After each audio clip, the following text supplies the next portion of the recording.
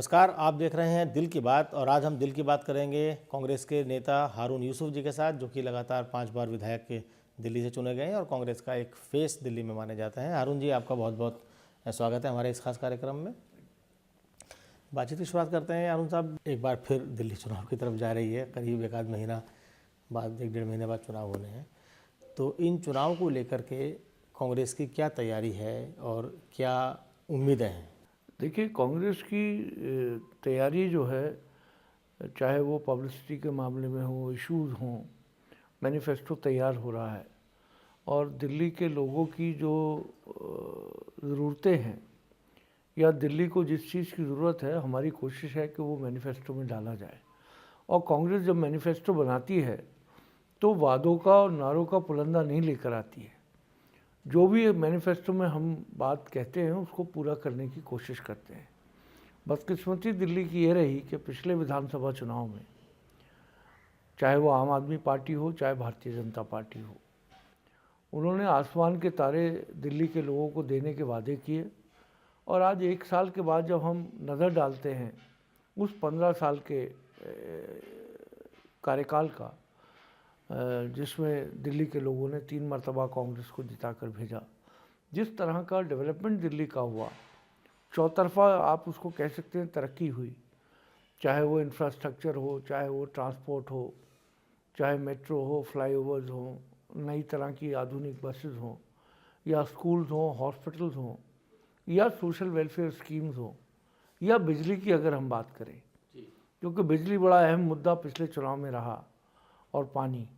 और आपने देखा होगा कि जिस तरीके से आम आदमी पार्टी ने दिल्ली के लोगों का हम 50% बिजली के बिलों में राहत देंगे। इतनी सारी बातें आपने बताई और ये दिखता भी है दिल्ली में विकास हुआ है और सब मानते हैं कि कांग्रेस के राज में हुआ है। कुछ चीज़ें थी कि बीजेपी के राज में शुरू हुई, उसका क्रेडिट कांग्रेस ने लिया, मसलन मेट्रो है, लेकिन बाद में जो एक्सपेंशन हुआ वो आपके दौर में हुआ। लेकिन इतनी डेवलपमेंट की बातें जब राजनीति डेवलपमेंट के मुद्दे पर आ गई है तो कमी कहाँ रही कि कांग्रेस इन बातों को जनता तक पहुँचा नहीं पाई?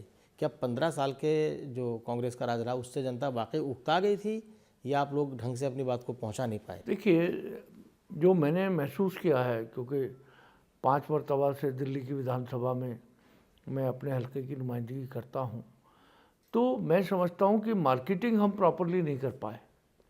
और ये कांग्रेस की शायद कमी रही या गलती कह लीजिए उसको, कि हम मार्केटिंग करने में अच्छे नहीं हैं। क्योंकि कांग्रेस हमेशा पुख्तगी के साथ काम करती है जिससे लोगों को फ़ायदे हों, और जो भी पॉलिसी या नीति कांग्रेस की बनती है वो किसी एक समुदाय या एक धर्म या एक जाति के मानने वाले लोगों के लिए नहीं बनती। तो मैं समझता हूँ, चाहे वो ओल्ड एज पेंशन हो, चाहे वो बेवाओं की पेंशन हो, चाहे वो लाडली स्कीम हो, चाहे वो अंशरी हो, ये तमाम वो स्कीम्स थी जिससे लाखों लोगों का दिल्ली में फ़ायदा हुआ।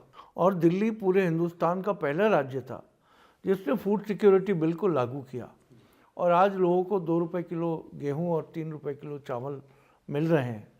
और मैं समझता हूं कि ये तमाम चीज़ें जो हैं हम उसका प्रॉपरली प्रचार नहीं कर पाए, और जो नारे देने वाले लोग थे या झूठे वादे करने वाले लोग थे, लोगों को कहीं लगा कि अब विकास तो हो चुका है, अब ये बिजली के अंदर 50% या 30% जो बीजेपी ने कहा, या पानी फ्री देंगे, ये तमाम नारे जो दिए गए, मैं समझता हूँ उसमें आवाम को कहीं ना कहीं इन दोनों पार्टियों ने छला है।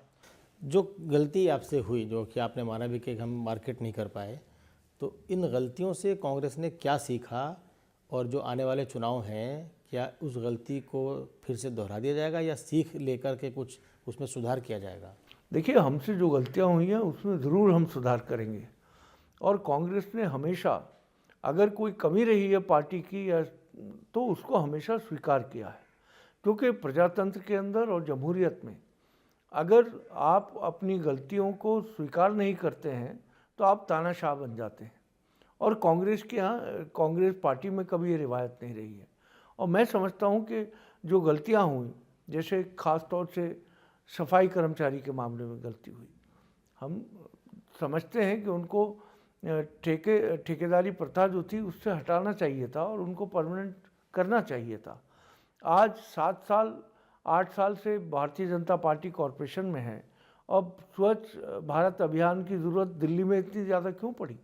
अगर कॉरपोरेशन काम कर रही होती या वो कर्मचारी जो टेम्परेरी स्थायी रूप से काम कर रहे होते तो उनकी रिस्पॉन्सिबिलिटी फिक्स होती।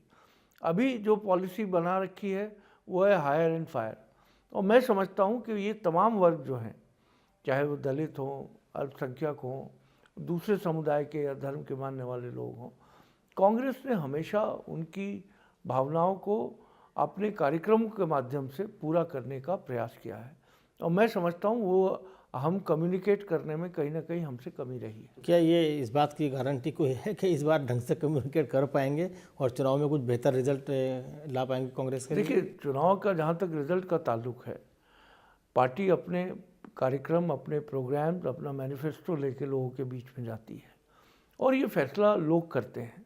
और दिल्ली में 3 मरतबा लगातार कांग्रेस को जिताकर लोगों ने फैसला किया था, लेकिन आज ऐसा महसूस हो रहा है लोगों से बातचीत करने के बाद कि वो लोग महसूस करते हैं कि 1 साल से दिल्ली रुक गई है। ऐसा लगता है कि जो विकास हुआ था वो 15 साल के बाद कहीं उसके ऊपर पूरी तरीके से विश्राम की स्थिति है। और मैं समझता हूँ कि आज दिल्ली के अंदर पूरे हिंदुस्तान के मुख्तलिफ राज्यों से लोग आकर यहाँ रहते हैं और दिल्ली ने उन सबको स्वीकार किया है। दिल्ली ने उन तमाम लोगों को सुविधाएं उपलब्ध कराने का एक प्रयास किया है, और मैं समझता हूँ कि जब चुनाव होगा तो दिल्ली वाले इस चीज़ को ज़रूर ध्यान में रखेंगे और हमारी कोशिश होगी कि जो काम हमने किए हैं उनको लेकर लोगों के बीच में जाए। हारून साहब, बहुत अच्छी बात आपने कही कि दिल्ली वाले ज़रूर इस बात को ध्यान में रखेंगे। बहरहाल काफ़ी दिलचस्प बातचीत आपसे हो रही है और इस बातचीत को हम जारी रखेंगे, लेकिन फिलहाल वक्त हो चला है एक ब्रेक का। ब्रेक के बाद हम फ़ौरन हाजिर होते हैं और इस बातचीत को आगे बढ़ाते हैं हारून यूसुफ जी के साथ। आप कहीं मत जाइएगा, बने रहिएगा हमारे साथ।